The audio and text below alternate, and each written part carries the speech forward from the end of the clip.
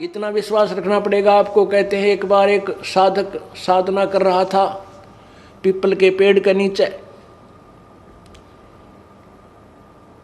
और कुछ बहनें और भाई जो है भक्त जा रहे थे, कह रहे थे एक बहुत पहुंचे हुए संत हैं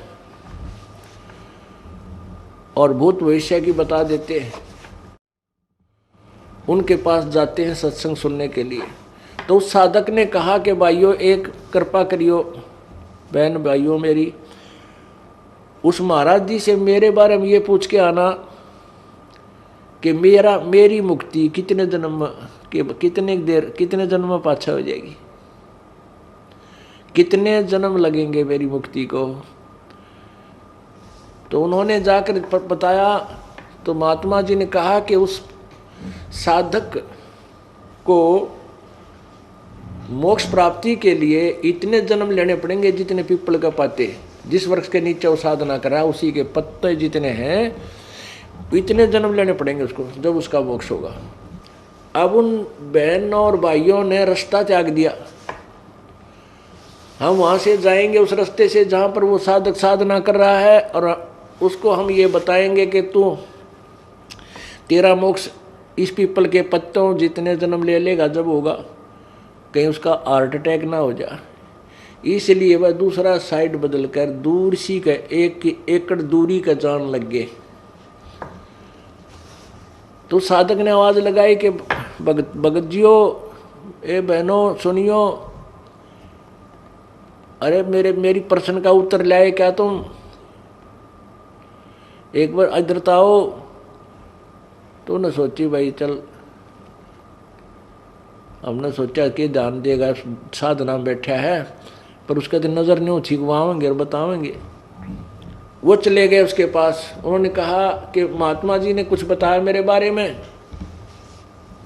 तो वो कहने लगे भक्त और भक्तमती के भगत जी के बतावा, हमने तो डर लग गया बताते आना। वो कहने लगा बहनों भाइयों बताओ, अवश्य बताओ, बता दो जो भी है, कोई मुझे कोई डर नहीं है, कितना समय लगे मेहनत यू काम करना है। तो उन्होंने कहा कि महाराज जी ने ये बताया है कि भाई जितने इस पीपल के पत्ते हैं ना, ये पीपल के जितने पत्ते हैं जिसके नीचे तू साधना कर रहा है, इतने जन्म लेने पड़ेंगे फिर तेरा मोक्ष होगा। तो वो तो डांस करने लग गया, भंगड़ा पा दिया, खुशी मनाई, नाचर कूदन बोला जय हो जय हो। वो बोले रतन तो रोना चाहिए था, बेबेर बोली रतन तो रोना चाहिए था, तू आज खुशी मना रहा है। तो वो कहने लगा बहनों तुमने ना बेरा भाइयों, अरे इस झंझट का अंत तो आवेगा, कम से कम इतने पाछा आ जाएगा। अब इसका नो तो हो गया कि इसका एंड होगा, इतने दिन ना बेरा समझ इसका एंड भी होगा कि ना होगा, मैं तो डले डों था। तो पुण्यात्माओं उसने जब इतना सब्र कर लिया तो तुमने भी इतना भी करना पड़ेगा। इस जन्म में ना अगले में ना अगले में पार हो जाओगे।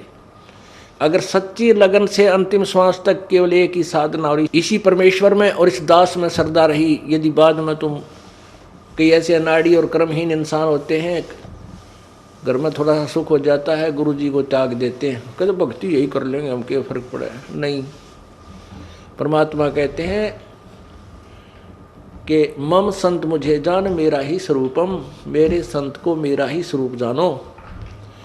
और उसके प्रति जो तुम्हारी प्रतिक्रिया है, अगर उससे तुम्हारा विक्षेप है तो मेरे से हो गया वो। अगर तुमने गुरुजी से किसी भी पॉइंट से विक्षेप कर लिया, किसी भी पॉइंट से आप उससे नाराज होकर दूर चले गए, तो मेरे से नाराज होगे तुम। फिर यहाँ आ लिए तुम, यहाँ क्यों बाट देखो।